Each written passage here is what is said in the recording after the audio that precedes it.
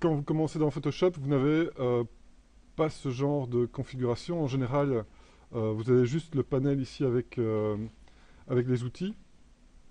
Et vous n'avez pas cette disposition au niveau de la configuration. Moi, je vous propose d'avoir votre pile de layers, votre channel et vos chemins dans une des fenêtres, et d'avoir les swatchs et les couleurs, le sélectionneur de couleurs, et les actions. On va faire des actions aussi sur la droite. D'accord? Vous pouvez trouver tous ces panneaux ici dans Windows, et vous avez une série de raccourcis aussi ici. Donc ça, c'est la première chose. La deuxième chose, c'est la trousse à outils. On va aller la chercher dans les brushes qui se trouvent ici, brush preset. Et on va docker les brush presets sur le côté. Et alors par défaut, il se peut que ce soit en small thumbnail. Mais vous voyez que le small thumbnail ne vous permet pas de choisir facilement l'effet que vous voulez créer. Donc je vous conseille de mettre ici en stroke thumbnail, ce qui vous permet, vous voyez, de voir un petit peu mieux à quoi peut servir la brush. D'accord? Donc ça, c'est vraiment la première chose, c'est de configurer son interface. Donc ensuite, on va faire un nouveau document, donc CTRL-N. Ici, on va choisir une largeur et une hauteur de 1000 pixels. Donc mettez ça ici en pixels.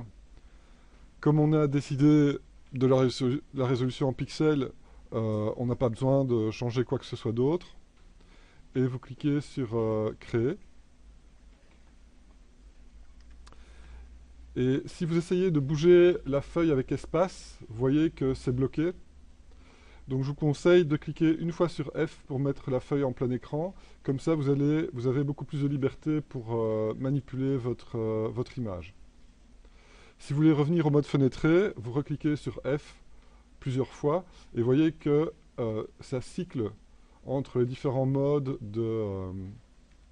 d'affichage de la zone de travail.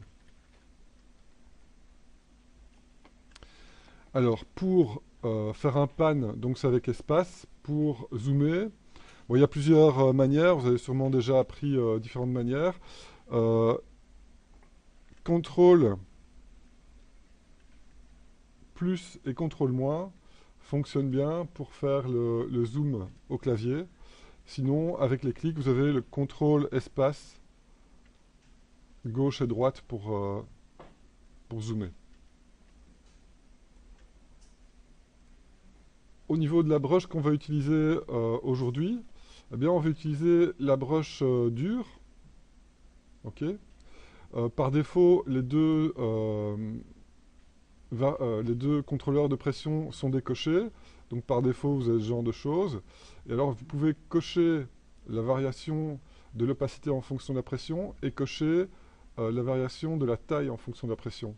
Comme ça, vous avez un effet crayon.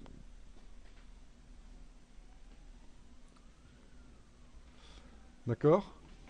Alors, la taille de la broche, pour commencer, ben, je vous propose, comme c'est une image de 1000 par 1000, de mettre 6 pixels pour la taille de la broche. Ne prenez pas une broche trop petite et ne travaillez pas sur une image sur laquelle vous avez zoomé de trop, puisque je vous demande de faire des sketchs. Donc on va pas se focaliser sur les détails maintenant. Donc voilà, on va faire une broche pas trop fine et ne pas zoomer à fond pour ne pas être tenté de commencer à rajouter plein de détails. Donc ça c'est pour la broche. Alors comment changer la taille de la broche de manière interactive? Eh bien avec Alt et le clic droit. Et le clic droit sur le stylet, c'est... vous voyez, il y a le bouton allongé là où vous avez plusieurs clics possibles. Ben, c'est le côté qui est le plus près de la pointe. C'est le clic droit. Et vous pouvez changer de manière interactive la taille de la broche. Alors faire 6 pixels de manière précise avec cette technique-là, c'est parfois un petit peu problématique. Donc là j'ai fait 5 pixels et c'est à peu près ça. Mais si vous voulez, vous pouvez aussi assigner des touches dans Edit Keyboard Shortcuts, vous allez dans Tools et vous descendez ici en bas et vous avez des raccourcis pour le Decrease Brush Size et Increase Brush Size. Alors par défaut, c'est bindé sur les crochets qui se trouvent avec Alt-GR du côté droit du clavier près de Enter et c'est vraiment pas pratique. Donc moi ce que je vous propose c'est de les lier à côté du Shift que vous avez à gauche, vous avez plus petit et plus grand. D'accord? Donc ici je vais faire plus grand ou plus petit pour Decrease Brush Size et plus grand pour Increase Brush Size ou l'inverse. D'accord? Donc Shift et la touche ou la touche.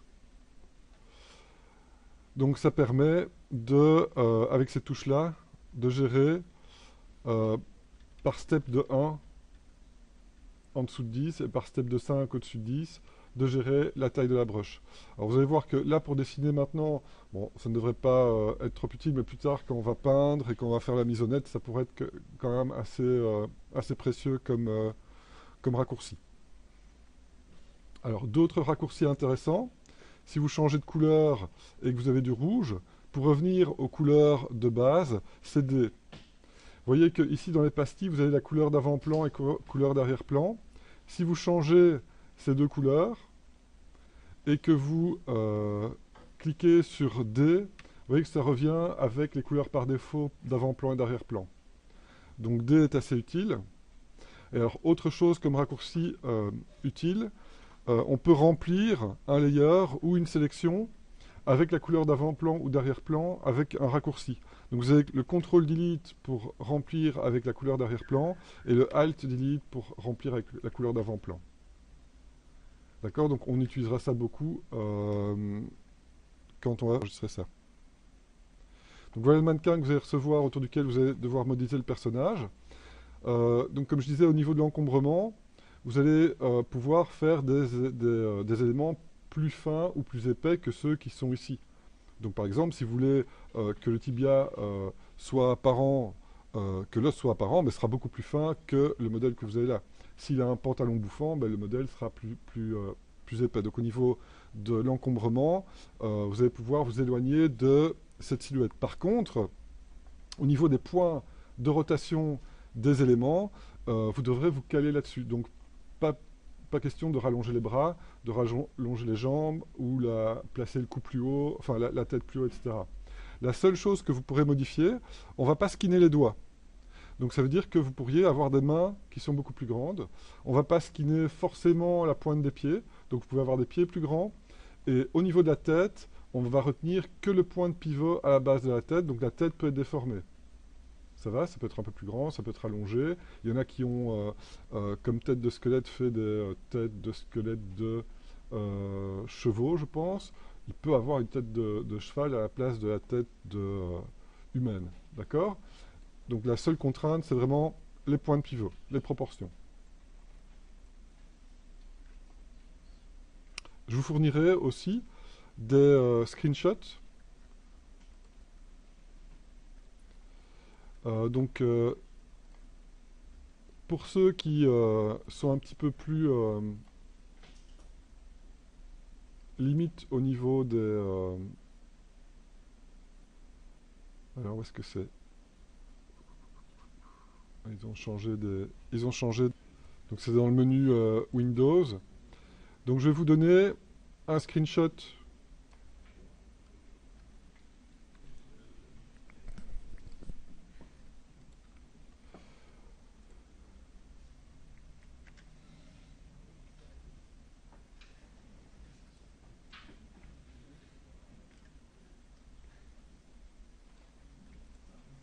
Par-dessus lequel vous pourrez dessiner. Donc pour ceux qui sont un peu moins à l'aise en dessin, vous pourrez éventuellement utiliser ceci comme base et redessiner par-dessus. D'accord? Donc je cleanerai ça et je vous donnerai ça tout à l'heure.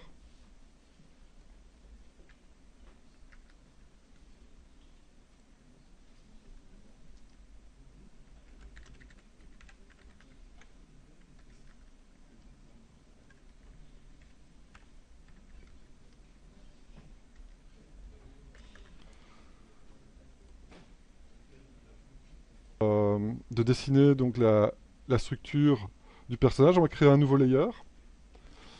On va reprendre le pinceau.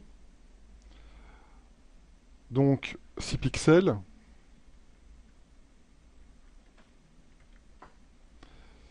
Et donc là, je vais faire l'axe de symétrie. Donc avec Shift, je contrains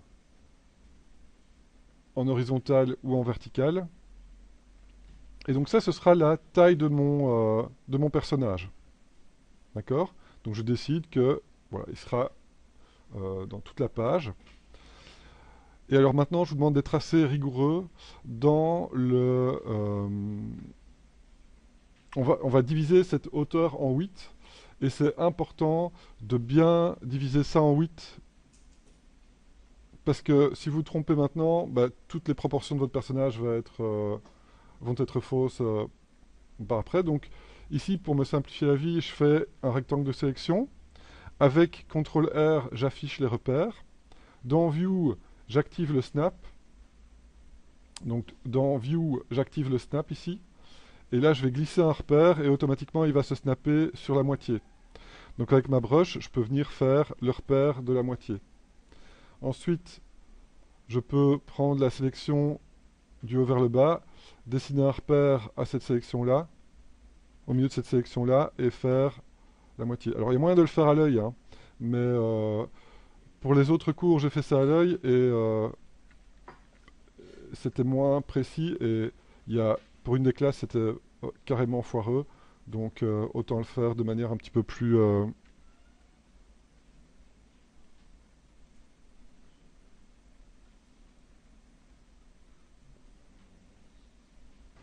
un petit peu plus rigoureuse, puisque ça va vraiment modifier tout le reste. Pour le bas du personnage, on a moins besoin de repères. Donc c'est surtout pour le dessus du personnage qu'on va garder les repères. Alors je vais les faire quand même à l'œil, mais vous allez voir que pour placer le genou, etc., ça sera un autre type de référentiel. Ensuite, ce que je vais faire, c'est aller dans View et faire Unsnap. Et je vais même faire un Clear Guides pour ne plus avoir les guides du tout. Et ce que je voulais vous montrer, donc, c'est qu'ici, on a le sommet du crâne. Ici, on a la tête numéro 1. J'ai appelé ça T1. Ce sera la base de la tête. Ici, on a la tête numéro 2. Ça va être important d'avoir tous ces repères-là pour le dessus du corps. Et là, on a la tête 4, et la tête 4, c'est la moitié du corps. OK?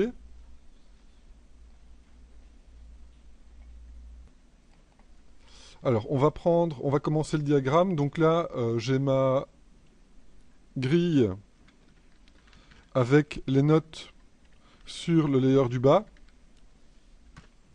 Et sur le layer du dessus, eh bien, j'aurai le corps. Donc j'appelle ça body. D'accord? Et donc sur le layer du dessus, eh bien, je vais commencer. Donc là, je clique une fois sur F pour mettre en plein écran. Je vais commencer à dessiner la tête. Alors pour qu'on voit la différence entre les notes et les différentes parties du corps, je vais changer de couleur. Je vais prendre du rouge. Alors je vais diviser la tête en deux. Et là, on va avoir la ligne des yeux. Alors pour faire des undo, quand vous avez fait un trait, si vous faites un CTRL Z, il enlève le trait, et encore un CTRL Z, il remet le trait. Donc un CTRL Z, c'est pour faire un pas en arrière dans l'historique, un pas en avant dans l'historique. Si vous avez plusieurs traits que vous voulez enlever, pour enlever plusieurs traits, c'est CTRL ALT Z. Et là, vous reculez dans l'historique. D'accord? Donc ici, on a la ligne des yeux. On va couper la hauteur à partir des yeux jusqu'au menton. Ici, on va avoir la ligne du nez. Et on va couper du nez au menton en deux. Et là, on a la base de la lèvre inférieure de la bouche. Donc on a un repère pour placer la bouche. Bon, je suis encore en train de prendre des repères, hein, donc le body ici, ça devient repère, et je ferai un body après parce qu'on va encore prendre des mesures. La prochaine mesure, en fait, c'est la distance entre le sommet du crâne et la base du nez. On va couper ça en deux, et on va remettre cette distance horizontale pour avoir la largeur du crâne. D'accord? Donc là encore, quelques repères pour le visage. Et maintenant, je vais faire le body. Donc au niveau de l'organisation des layers, moi je m'organise de cette manière-là. Vous n'êtes pas obligé de suivre ça à la lettre, hein. Le but c'est d'avoir le résultat. Ici je vais vous fournir le PSD après, donc j'essaye de faire ça proprement aussi pour vous. C'est pas parce que je vous fournis le PSD qu'il ne faut pas le faire par vous-même, puisque c'est un bon apprentissage aussi de l'outil, de la tablette, etc. Ouais. On a l'encombrement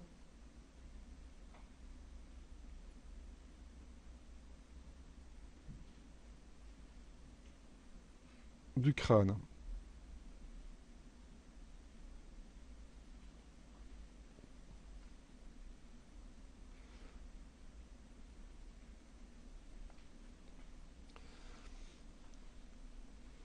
Ça nous permet d'avoir la largeur de la tête. Donc ici, on a la ligne des yeux. Et on va descendre ici à partir de la ligne des yeux jusqu'à la ligne de la bouche, et puis faire la base du menton.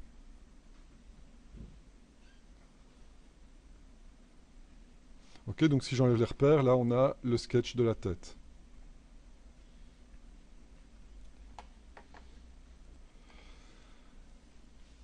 Alors maintenant, on va dessiner la ligne des clavicules. Alors, pour dessiner la ligne des clavicules, eh bien, on va reprendre encore une fois la hauteur, la distance entre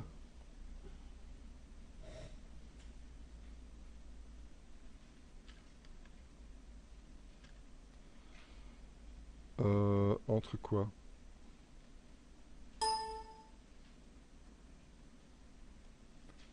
Channel hidden.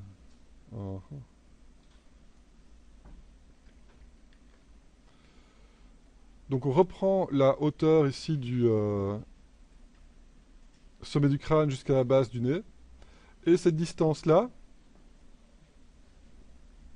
donc cette ligne-ci, ici, on va la reporter une fois en dessous du nez. D'accord? Donc on a la distance du sommet du crâne jusqu'à la base du nez.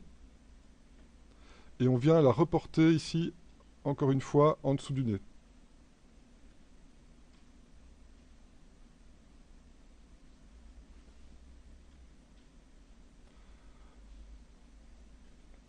Et là, qu'est-ce qu'on va avoir?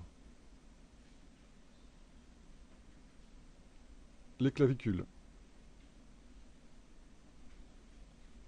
Donc dans mon dessin ici, je peux venir dessiner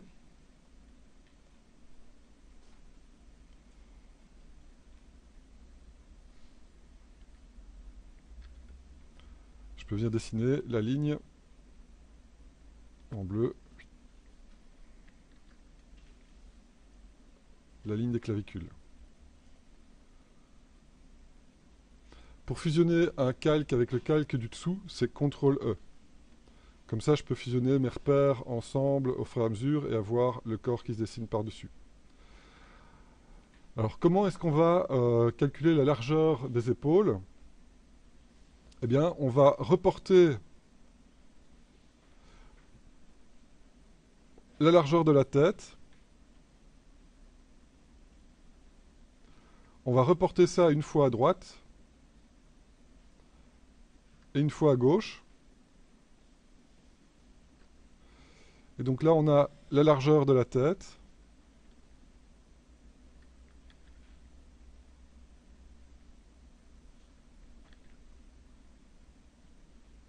une fois à droite, une fois à gauche.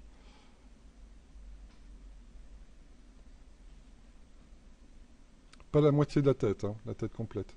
Et là, ça va nous donner l'encombrement des épaules.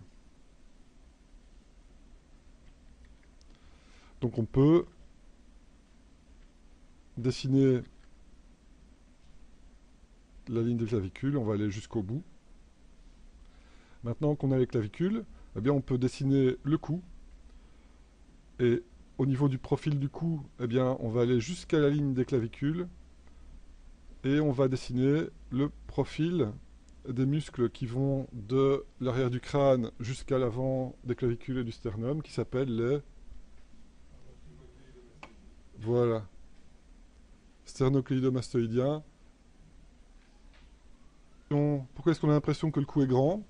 Bien parce qu'on n'a pas encore dessiné le profil des trapèzes. On dessinera ça après, et on va voir qu'avec le trapèze qui apparaît ici derrière, on aura l'impression d'avoir un cou plus court. Mais bon, là, on va dessiner ça plus tard, une fois qu'on aura fait la cage thoracique. Justement, au niveau de la cage thoracique, on va utiliser comme repère la tête numéro 3. Donc la tête numéro 3, c'est la base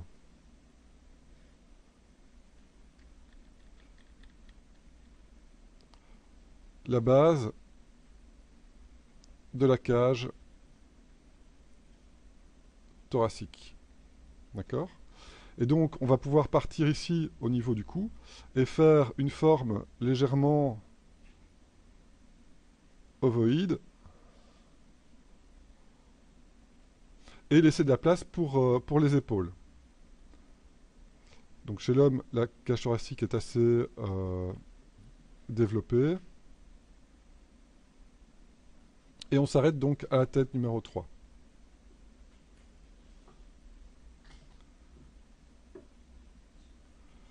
Donc essayez de faire ça de manière symétrique.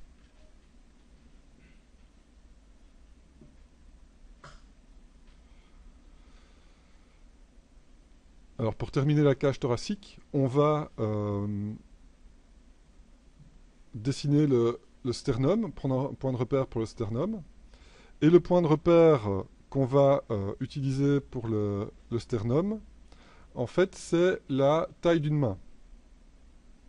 Et la taille d'une main, eh bien, si vous mettez votre main sur la base de votre menton, vous allez voir que vos doigts vont s'arrêter au milieu du front. D'accord? Donc vous pouvez essayer, vous arrivez au milieu du front, c'est la taille moyenne d'une main. Et cette taille de main, on va la replacer en dessous du sternum. Et on arrive à un endroit ici, en dessous de la tête numéro 2, ce qui va nous permettre de dessiner la courbe de la cage thoracique ici. Ok, et d'avancer dans la construction du personnage. Ça va pour tout le monde jusqu'ici? Ok. Alors, jusque-là, qu'est-ce qu'on a fait? On a fait une forme sphérique, un œuf pour la tête, un cylindre pour le cou, une forme d'œuf pour la cage thoracique. La partie la plus délicate à visualiser de manière simple, c'est le bassin. C'est ce qu'on va dessiner maintenant. Et le bassin, en fait, on va le dessiner entre la tête 3 et la tête 4. D'accord?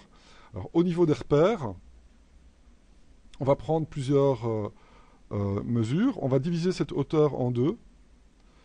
Et on va avoir les crêtes iliaques. Donc, vous voyez, le bassin, c'est un peu une forme de papillon. Les crêtes iliaques, c'est les crêtes les sommets des ailes du papillon. Donc on aura une crête iliaque ici en dessous des côtes et une crête iliaque de l'autre côté. Ensuite on va diviser cette hauteur en deux. Et là on aura les hanches. C'est à partir de cet endroit qu'on va calculer la taille réelle de la jambe. Donc la jambe, elle ne commence pas à la moitié du corps, elle commence légèrement plus haut. C'est pour ça qu'on va oublier le référentiel de tête pour la jambe, on verra ça tout à l'heure. Et la tête numéro 4, petite note, c'est la base du pelvis. C'est la moitié du corps. Et ça veut dire que les attributs sexuels se trouvent en dessous de cette partie-là. Donc si un jour vous sculptez un personnage, et pas un squelette, mais un personnage vivant avec un homme avec un pantalon, il ne faudra pas faire remonter le pantalon jusqu'à la tête numéro 4, sinon il va avoir très mal. D'accord ? Donc toujours bien penser qu'il y a quelque chose qui se passe là en dessous. Donc au niveau du corps, eh bien on va... La tête numéro 3, donc c'est la base de la cage thoracique, c'est aussi l'endroit le plus étroit du tronc. Donc on va aller légèrement en élargissant vers les crêtes iliaques. En élargissant le tronc. À partir des crêtes iliaques, on va aller légèrement en élargissant jusqu'à la ligne des hanches. Chez l'homme, c'est là qu'on va s'arrêter. C'est l'endroit le plus large du bassin. Chez la femme, on élargit jusqu'à la tête numéro 4. Donc les proportions pour un personnage féminin, c'est la carrure un petit peu plus étroite, les hanches un peu plus larges. C'est un standard, ok, c'est vraiment un stéréotype, mais c'est comme ça que ça fonctionne. D'accord, donc là, on va dessiner le pli de la jambe jusqu'à la hanche. On peut joindre les crêtes iliaques à la base du pelvis et faire la base du plancher abdominal. On verra après, quand on placera des éléments anatomiques de type pec, etc., on verra où se trouve le six-pack, où se trouve le nombril, etc. On verra ça plus tard. Et donc là, on arrive au tronc. À la fin des notes pour le tronc, on va commencer les jambes. Alors, comme je vous l'avais expliqué, les repères pour les jambes commencent à partir des hanches et vont jusqu'au sol. Et là, on a la hauteur de la jambe. Quand on coupe cette hauteur en deux, on a l'emplacement des genoux. On voit que c'est légèrement au-dessus de la tête 6. Grâce à ça, on a la taille du fémur, qui est l'os le plus grand du corps humain. Et ici, on a le groupe tibia-péroné et on a la cheville qui va se placer légèrement au-dessus du sol. J'ai pas de méthode pour calculer la hauteur de la cheville, mais on voit que ça réduit la taille du groupe tibia-péroné, et donc on a bien le fémur qui est l'os le plus grand. Alors pour continuer le corps, eh bien on va placer l'encombrement des genoux, on va placer des sphères sur la ligne des genoux, et on va relier, en faisant le galbe extérieur du quadriceps, la hanche à la moitié de la sphère du genou.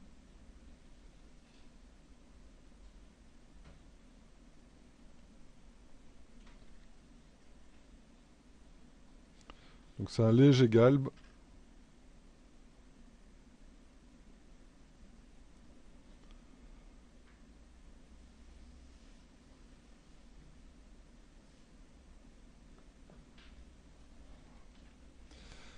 Donc ça c'est le galbe extérieur du quadriceps. Le galbe intérieur, on va le faire partir ici de la crête iliaque et on va le faire tourner autour du genou.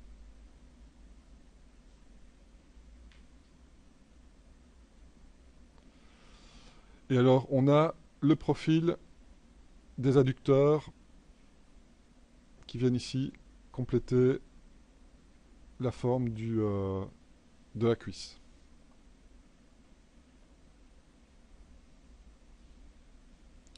Ok. Donc là, on descend petit à petit.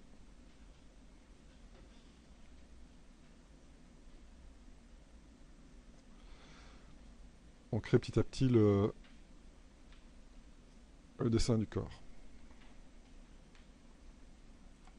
Donc on va continuer pour les chevilles. On va placer les chevilles, l'encombrement des chevilles ici au niveau de la ligne des chevilles. On va commencer par le galbe extérieur du mollet. Ouais.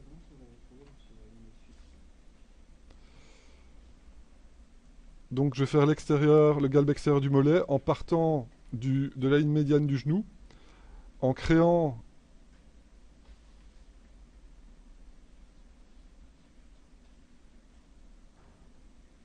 un sommet au niveau du galbe qui est légèrement plus haut que la moitié de la hauteur.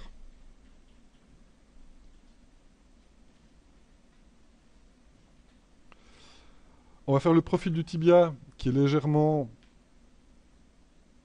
courbé. Et ça, retenez-le bien, parce que quand vous allez modéliser votre personnage et ses os, bah, il ne faudra pas faire des os complètement droits à cet endroit-là. Si vous caressez votre tibia sur le côté de 3/4, vous sentez une légère courbe. Et le galbe intérieur du mollet, eh bien, on va le faire passer ici légèrement en dessous du genou. Le sommet du galbe va être plus bas que le sommet extérieur et on va faire rentrer ça ici derrière le tibia. Et donc on a une orientation entre les deux galbes du mollet qui est décalée. Alors ça, c'est facile de l'observer. Si vous regardez les jambes des gens dans la rue, si vous avez regardé le Tour de France, des mollets, on en voit assez souvent finalement, et reconnaître quel est le galbe qui est le plus haut et le plus bas entre l'intérieur et l'extérieur, c'est facile au niveau du mollet. Au niveau des chevilles, il y a des malléoles, c'est les petites excroissances osseuses qu'il y a de chaque côté de la cheville. Il y a aussi un décalage, par contre c'est un peu plus compliqué à observer, donc il faut juste retenir que c'est l'inverse des galbes du mollet. Donc on a le galbe de la malléole extérieure qui est plus basse que le galbe de la malléole intérieure. Bon, vous n'en avez pas besoin sur votre dessin ici, mais retenez ça pour plus tard, peut-être que ça pourra vous être utile.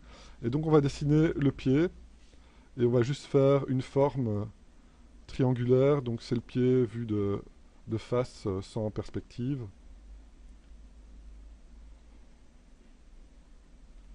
Mais avec un léger raccourci. Donc voilà pour les jambes.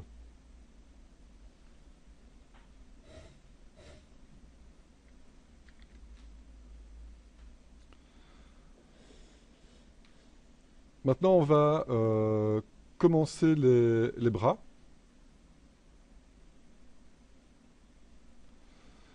Alors on va marquer la tête numéro 2. Et on va dessiner les deltoïdes. Donc les deltoïdes, c'est le groupe musculaire qui compose l'épaule.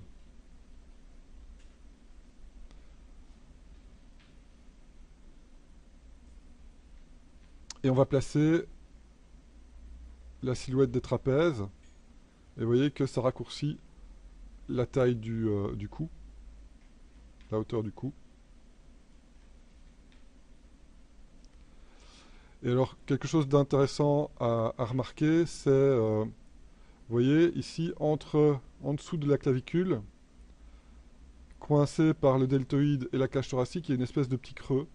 Ben, si vous mettez votre doigt à cet endroit-là, vous sentez qu'il y a un creux dans votre corps aussi, en fait, parce qu'il n'y a rien à cet endroit-là, c'est un trou. Et donc, on sent, entre la cage thoracique, le deltoïde et la clavicule, on sent qu'il y a ce trou-là, en fait. Vous voyez que ça forme un petit triangle. Il y a l'écho de ce triangle-là de l'autre côté de la clavicule. Et ça, c'est le creux qui est formé par le mastoïdien, le trapèze et la clavicule aussi. D'accord? De l'autre côté de la clavicule. Alors, on va dessiner un axe qui part du sommet de l'épaule et qui va légèrement se décaler le long du corps. Alors, si vous voulez dessiner une ligne, vous avez l'outil ligne qui se trouve ici en dessous des rectangles.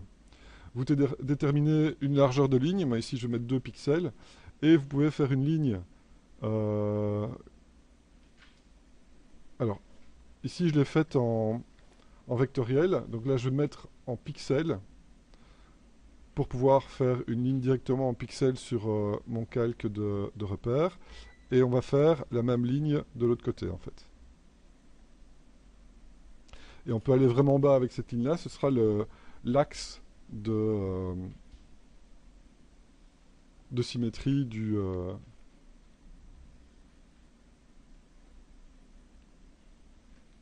l'axe médian du bras. Alors, quels sont les repères que l'on va avoir pour dessiner le bras? Eh bien, on a encore ici la tête numéro 3. Donc la tête numéro 3, je rappelle, donc c'est la base de la cage thoracique, c'est l'endroit le plus étroit du tronc. Eh bien, ça va permettre aussi de placer l'extrémité de la malléole interne du coude. Donc si vous sentez au niveau de votre coude, quand vous tendez le bras, vous voyez qu'il y a une excroissance osseuse au niveau du coude, c'est cette malléole-là. Et donc on va pouvoir relier l'intérieur du bras à cette malléole-là. Et là, j'aimerais bien faire une petite parenthèse pour vous demander de faire attention à une chose, à la fois dans vos dessins et dans vos sculptures. Quand on dessine un bras, on va dire l'erreur la plus commune que je peux remarquer, c'est on dessine le groupe deltoïde, on dessine après le groupe biceps, et puis on crée ici un groupe pour l'avant-bras jusqu'au poignet, et on se retrouve avec quelque chose de fort symétrique. Et ça, c'est l'erreur que je vois assez souvent. En réalité, si on a la cage thoracique qui se trouve de ce côté-ci, on va avoir un décalage entre les différents groupes. D'accord? Et on aura des orientations spécifiques au niveau des joints, ce qui va donner une silhouette qui n'est pas du tout symétrique au bras. D'accord? Donc on va essayer de garder cette silhouette naturelle plutôt que de symétriser complètement et d'avoir des bras qui sont complètement symétriques. Donc on va garder cet axe, ok, et donc au niveau de l'axe du bras ici, eh bien, au lieu d'avoir quelque chose de perpendiculaire à l'axe médian, on va avoir quelque chose qui est légèrement désaxé pour dessiner le coude. Ok, donc on va avoir la partie extérieure du biceps, triceps ici.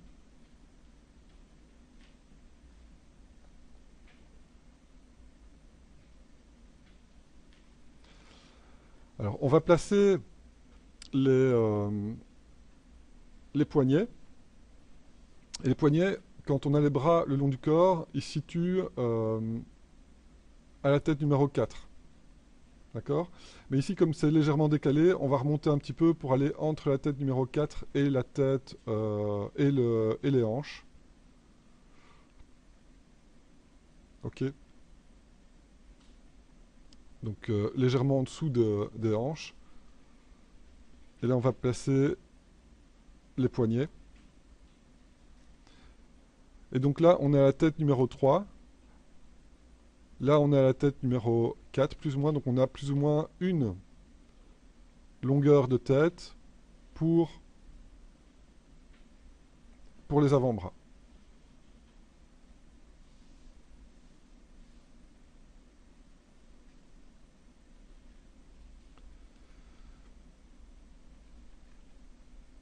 Alors la taille de la main, souvenez-vous, on l'avait déjà récupérée quelque part. Donc c'était de la base du menton jusqu'au milieu du front.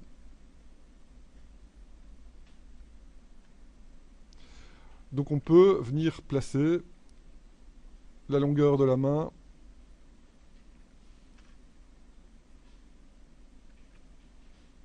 ici au niveau du centre avec CTRL-T, vous pouvez faire des transformations. Donc on a la longueur de la main ici.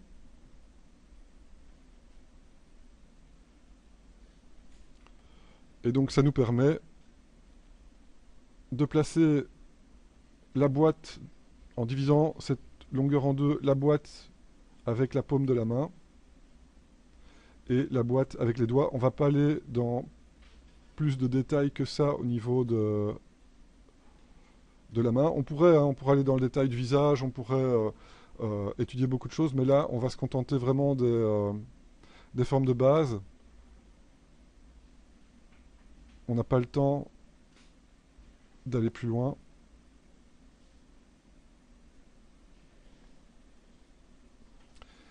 Et donc là, on a le schéma de construction du personnage avec le canon à 8 têtes.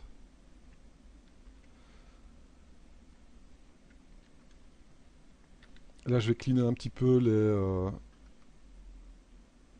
les trucs qui dépassent.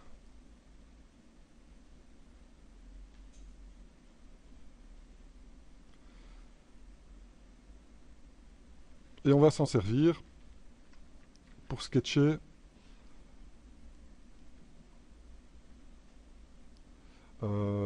différentes choses. On verra ça après.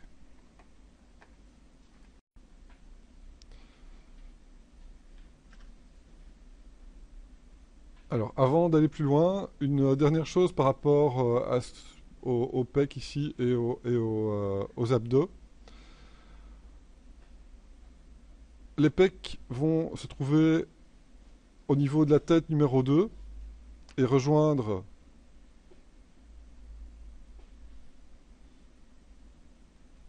le plexus ici au niveau de la tête numéro 2. Et le planche abdominal va se situer sous les abdos et va venir plonger jusqu'au pelvis.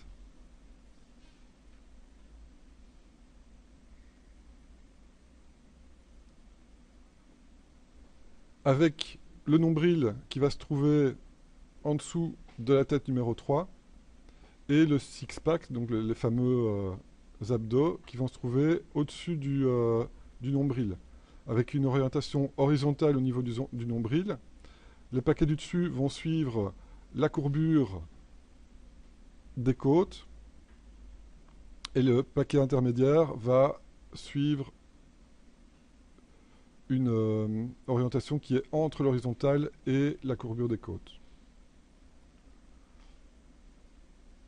Et on appelle ça six-pack. Pourquoi? Parce que on obtient un paquet avec 6 parties différentes.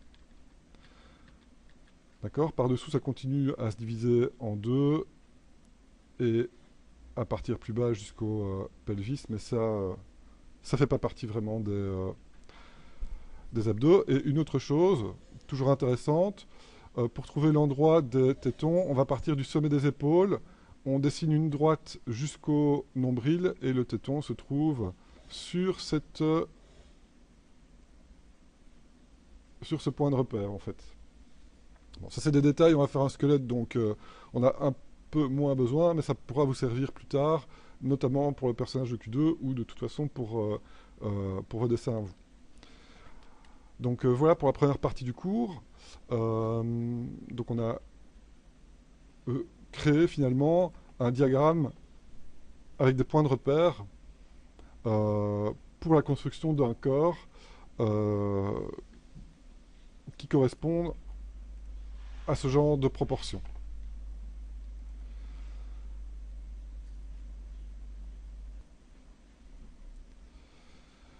Donc par-dessus cet objet-là, maintenant, mon but c'est de dessiner le squelette qui va me servir de gabarit pour mes sketchs. Donc je vais faire un nouveau layer que je vais appeler squelette. SKL, c'est bon. Et donc ici, dans une autre couleur que je pourrais changer par après, eh bien, je vais dessiner le sketch. Alors ici, on va faire une moitié de sketch, puisqu'on va reproduire l'autre moitié de l'autre côté avec une symétrie. Donc là, on va avoir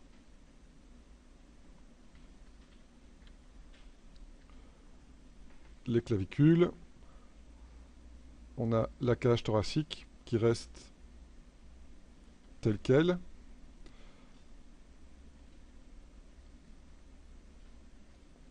Ok, donc je peux diminuer l'opacité du layer, comme ça vous voyez peut-être un petit peu mieux ce qui se passe. Donc on a la clavicule ici. On va avoir donc l'os du bassin qui va venir ici. Ici, c'est un petit peu plus compliqué à voir en 3D, donc on va faire une espèce de papillon. Et alors, on va dessiner le fémur. Alors le fémur, en fait, il touche la hanche ici. Et il vient jusqu'au genou. Ici, on va avoir une grosse masse avec la rotule. On a le tibia et le péroné qui forment une grosse masse ici aussi, qui suit la courbe qu'on a trouvée. Et alors ici, on va avoir le pied. Moi ici, le pied, je vais le faire carrément de profil pour pouvoir un petit peu mieux choisir la forme des chaussures.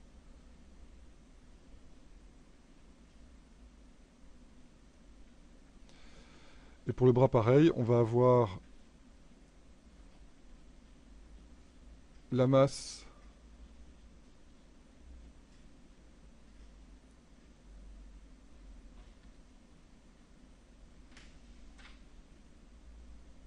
de l'humérus. On a le radius et le cubitus. Je fais une masse aussi. Et puis, on a la main. Alors là, la main, on pourra lui fermer les doigts, etc. Donc on peut juste faire, une boîte, en fait, pour avoir la main fermée. Et on a l'omoplate aussi qui va être visible ici à l'arrière de la cage thoracique. D'accord? Donc là, on a une moitié de squelette.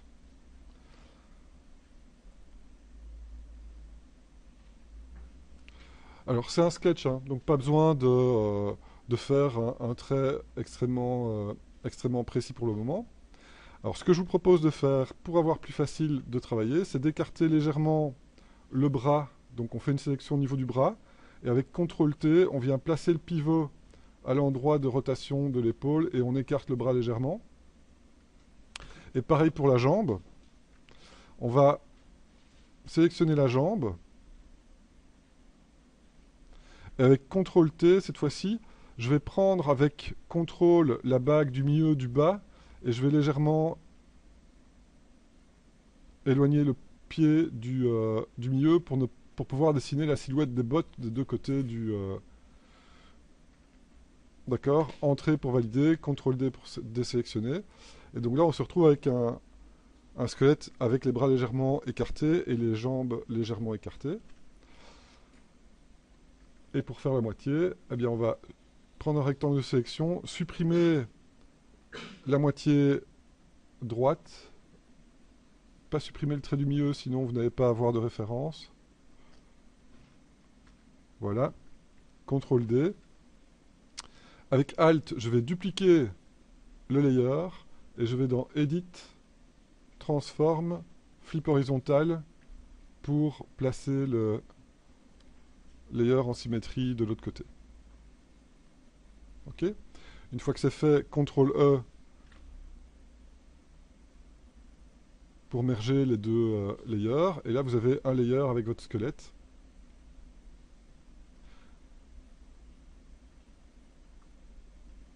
Et on ne va pas le garder rouge, hein, on va le mettre en noir. Donc je vais locker l'opacité du squelette, choisir la couleur noire et remplir avec la couleur de premier plan. Donc c'est Alt-Delete. Et là, on a notre dessin de squelette qui est prêt pour faire les différents tests.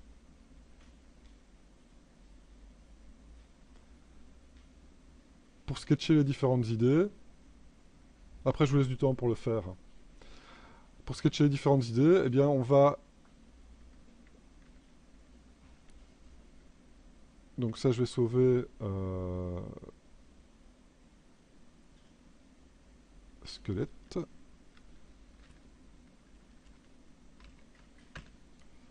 Ok.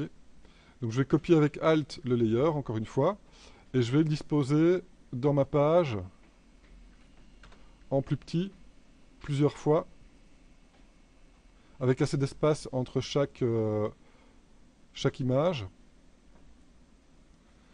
je récupère les calques et avec Alt, je duplique encore une fois. Et là, je me fais ma petite collection de squelettes. CTRL pour...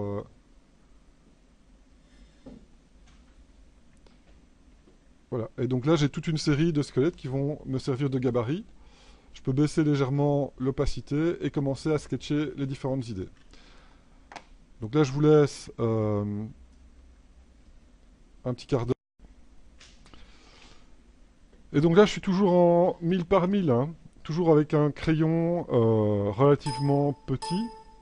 Et la couleur par défaut, donc noir. Alors, si travailler sur un sketch noir vous gêne, donc vous pouvez ici baisser l'opacité de votre squelette et vous pouvez ajouter un calque de modification qui s'appelle Curve. Et dans le Channel Blue, vous pouvez changer votre teinte de gris en bleu. Comme ça, bien, vous allez voir votre trait noir apparaître sur du bleu et vous allez mieux voir ce que vous dessinez. Vous pouvez aussi mettre un U saturation et changer les teintes du bleu pour arriver vers quelque chose de plus saturé. Et alors, quand vous faites vos sketchs, ne zoomez pas. D'accord? Donc, pas besoin de... C'est pour ça qu'on fait ça à une résolution qui est basse. C'est pour ne pas pouvoir facilement dessiner du détail. D'accord? Vous voyez que le sketch, il est très grossier, en fait. Et donc là, voilà, dans cette taille-ci, plus ou moins, vous allez sketcher vos différentes idées. Alors, comme je vous le disais, ça peut être ce que vous voulez.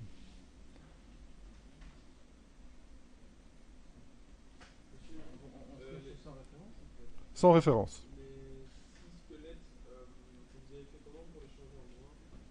Pour les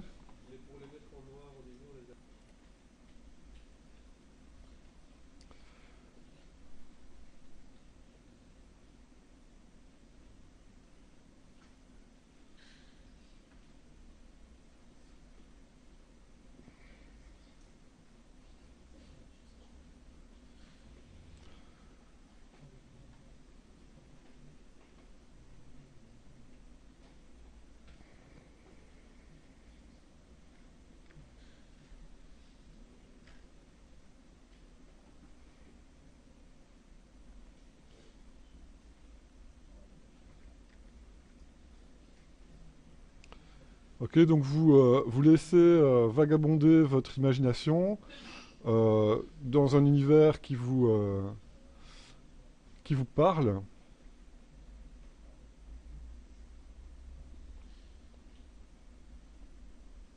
Et vous trouvez les idées. Et chaque fois que vous rajoutez un objet, essayez que ça impacte bien la silhouette.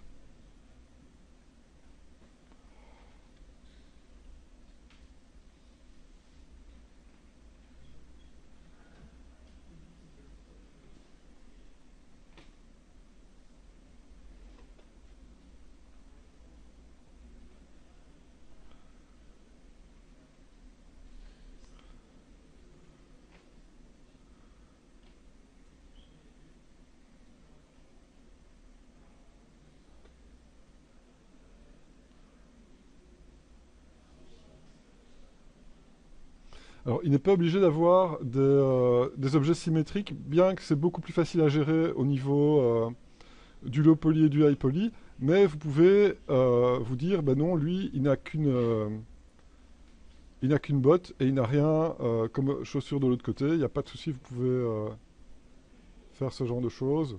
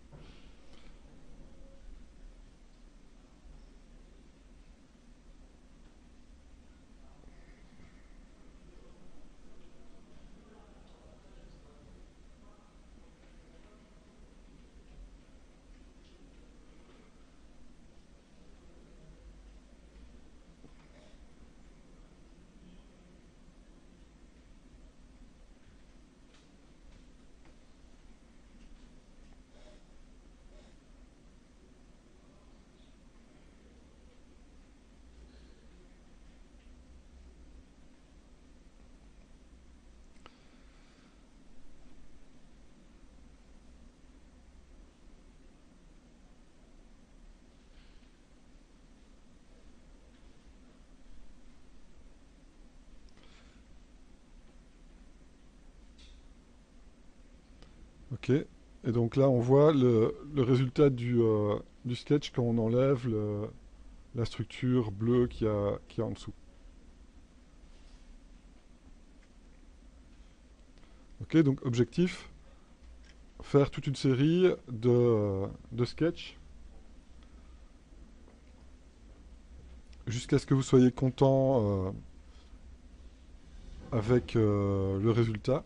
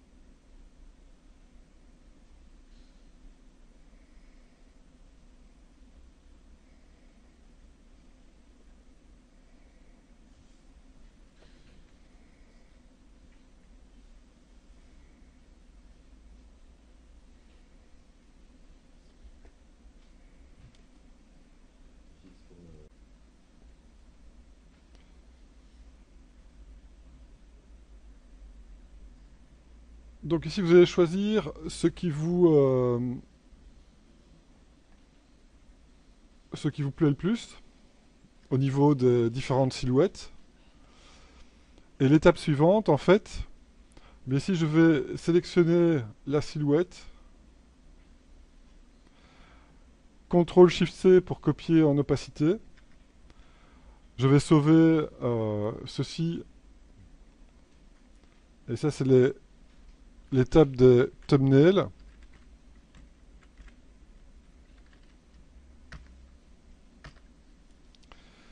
Alors je vais faire un nouveau document, toujours de 1000 pixels par 1000 pixels,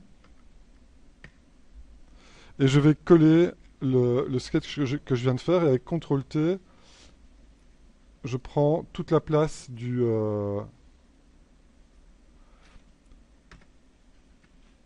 concept, enfin de l'image. Et alors là, vous allez analyser ce dont vous avez besoin comme référence. Donc moi j'ai besoin d'une référence de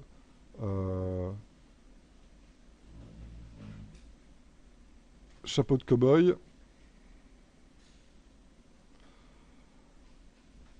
Je vais prendre des références de ceinture plus les bidules pour prendre les flingues, des Santiago, des flèches d'Indien et étoiles de shérif. Et donc vous listez ce qui va vous permettre de venir faire aboutir votre idée de base. Et donc tout ça, on va aller chercher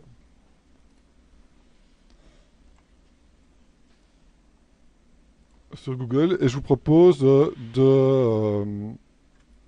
faire des recherches en anglais parce que vous avez de meilleurs résultats. Et, enfin, si vous avez l'occasion. Et alors, dans les outils, d'aller chercher donc des images et d'aller dans la taille et de choisir des grandes images pour vraiment avoir tout le détail. Et là, l'objectif, c'est de prendre le moins d'images possible. Donc, si vous avez l'habitude de prendre 50 images de référence pour faire un travail, ici, vous allez sélectionner vos 50 images, mais dans vos 50 images, vous en prenez 2 par objet, 2 maximum, qui vous parlent le plus. Dans une image, il peut y avoir plusieurs références aussi. Mais toujours bien choisir vos images et pas en choisir 50. Oui. Donc vous sauvez vos images et gardez-les bien sous le bras, puisque vous allez aussi les utiliser comme référence pour la mode et peut-être même pour le texturing. Donc important, dans votre dossier de travail, de faire un dossier de référence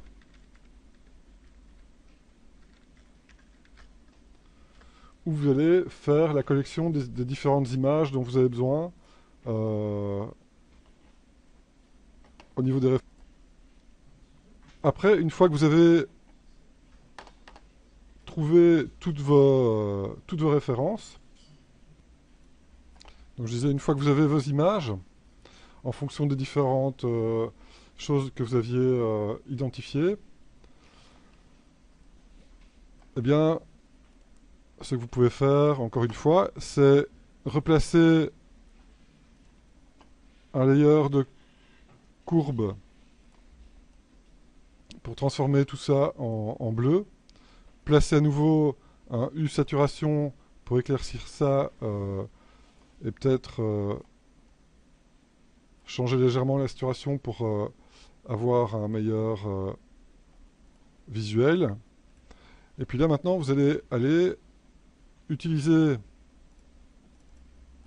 les différents éléments, cette fois-ci avec plus de précision, et en travaillant bien sur la silhouette. D'accord? Donc j'insiste sur vraiment bien faire sortir les éléments les uns par rapport aux autres euh, pour avoir quelque chose de fort au niveau du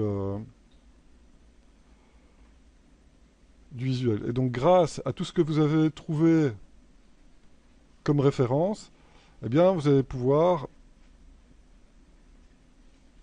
venir préciser. Et alors c'est toujours du sketch, hein. Donc il y a pas encore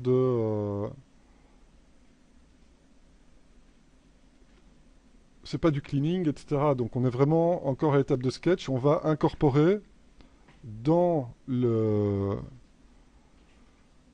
dans le projet, dans l'idée de projet qu'on a eu, eh bien, une série de détails en plus qui vient directement des références qu'on a trouvées.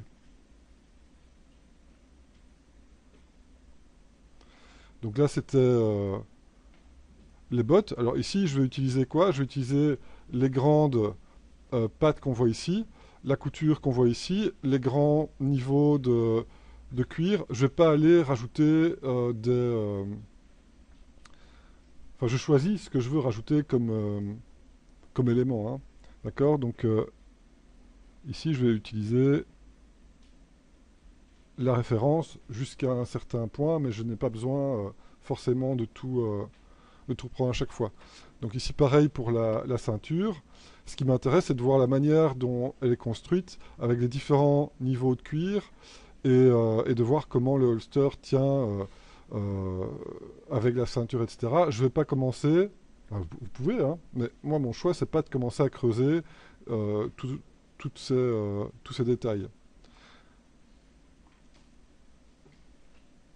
Donc là, je vois que je peux placer la ceinture ici, que le holster, il va directement aller sur la ceinture principale. Je vais exagérer la taille de la boucle. Et il y a plusieurs pattes de cuir qui vont venir les unes sur les autres.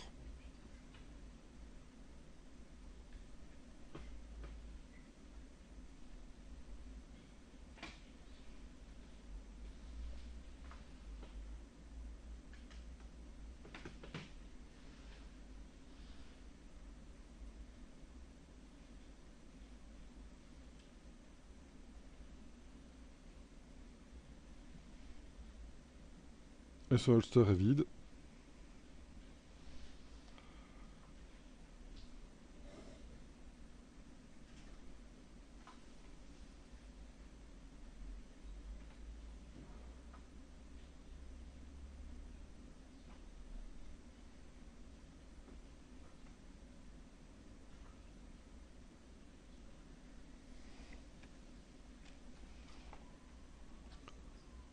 Ensuite, bah, je vais faire le chapeau. Pareil, là, ce qui m'intéresse, c'est de voir bah, qu'il y a des petits trous sur le côté, qu'il y a une petite barrette ici au milieu, qu'il y a une petite bordure intéressante. Donc, je vais garder ma forme euh, de chapeau parce que je l'aime bien au niveau de la silhouette. Et je vais rajouter les éléments que je vois qui viennent donner un petit peu de crédibilité à la forme. Pareil pour la flèche, j'ai pris des références pour voir un petit peu comment ça fonctionnait.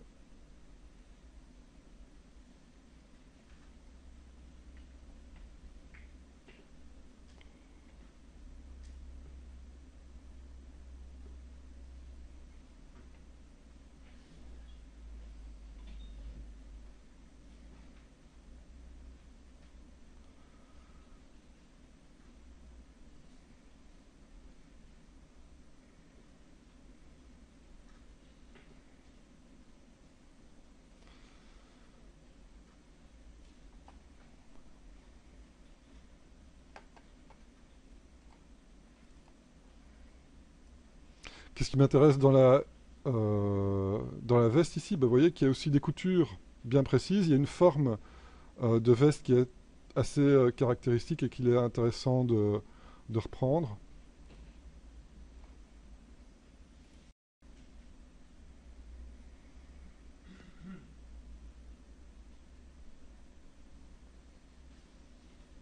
Donc là, je reprends la forme de la jaquette ici. L'étoile de shérif aussi. Il y a plus d'éléments intéressants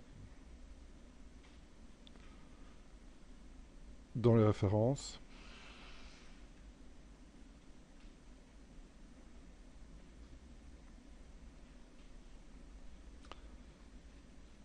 Pareil pour les coutures de la chemise.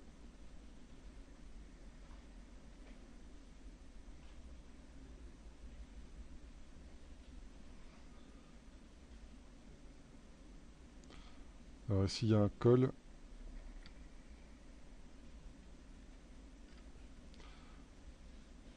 Bah, je vais faire un foulard pour pas devoir faire le col.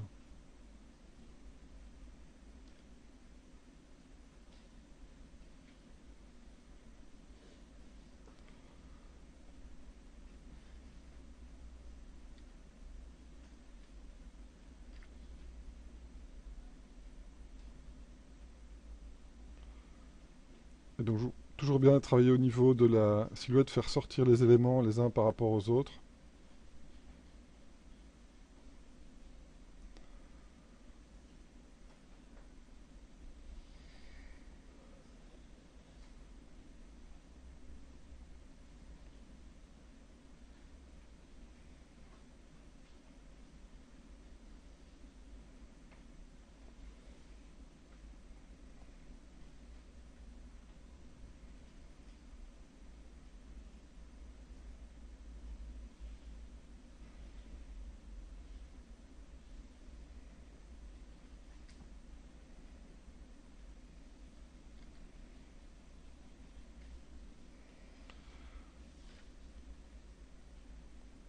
Et pareil pour les flèches d'Indien, là où il y a des choses intéressantes à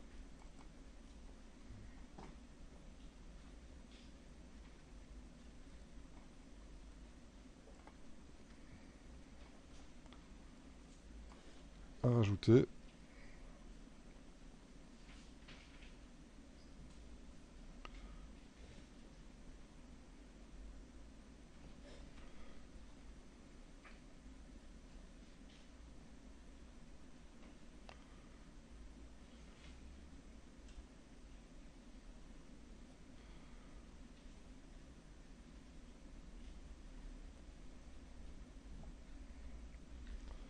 Et alors, le pantalon.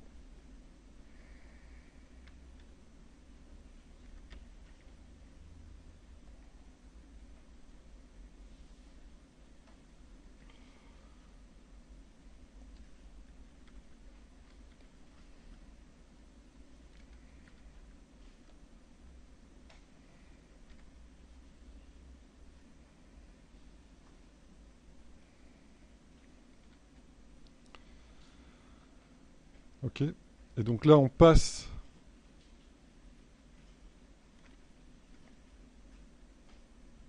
Donc c'est ça qui est mon sketch. Le sketch amélioré, en fait, avec les informations qu'on a trouvées dans les références. Et là, ce que je vous demande, donc, c'est ceci. Faites-moi un screenshot de votre production maintenant. Mettez ça dans votre portfolio. Donc, dans NetJV, remise Mélar, votre classe, donc c'est B2C1. Vous avez déjà créé vos dossiers de portfolio la fois passée. Donc, ce que je vous demande de faire, c'est d'enregistrer votre image avec comme code, comme nomenclature, B2C1 underscore nom underscore prénom underscore concept, puisque c'est le cours de concept. Et ça, c'est le TJ1. Si vous avez plusieurs images à mettre, ben vous mettez TJ1, 1, TJ1, 2, etc. si vous voulez mettre votre thumbnail ou si vous avez plusieurs idées. Ça servira de présence, donc faites-le même si vous n'êtes pas content de ce que vous avez fait. Et de toute façon, vous pourrez me remettre une nouvelle image début de cours prochain avec votre projet qui a évolué. Donc sauvez ça en JPEG avec compression 12 en local, et puis vous glissez ça dans votre dossier portfolio où normalement vous avez déjà déposé une image au cours de Cara Design. Donc là, vous avez deux images de TJ. Ok. Pour la prochaine fois, ce que je vous demande de faire, eh bien, c'est de me montrer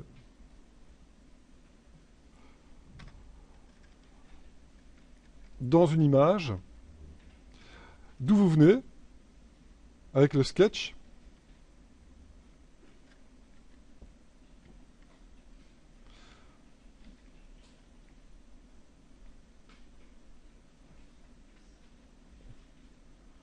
D'accord? Donc vous placez le sketch pour me montrer d'où vous venez.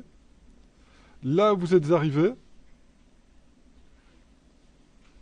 avec les différentes références.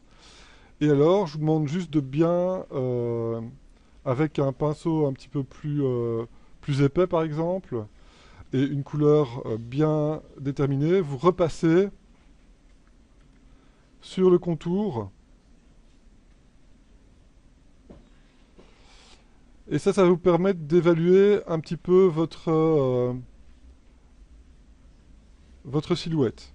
Si vous voyez que quand vous faites ce genre de choses, vous avez un objet qui est très plat, où les éléments ne ressortent pas assez les uns par rapport aux autres, eh bien vous allez pouvoir revenir sur votre objet précédent et continuer à le faire évoluer.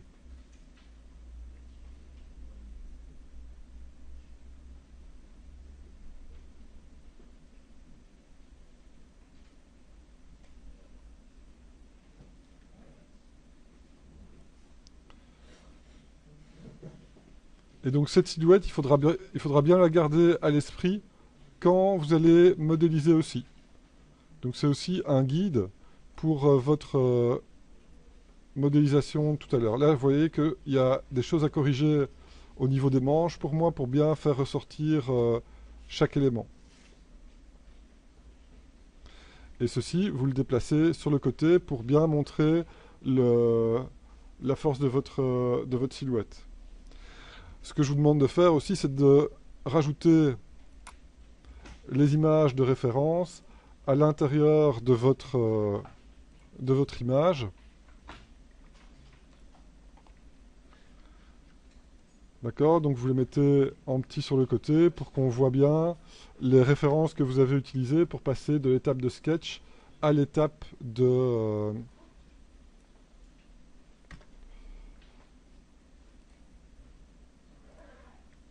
sketch avancé. Donc de l'étape de thumbnail à l'étape de sketch avancé.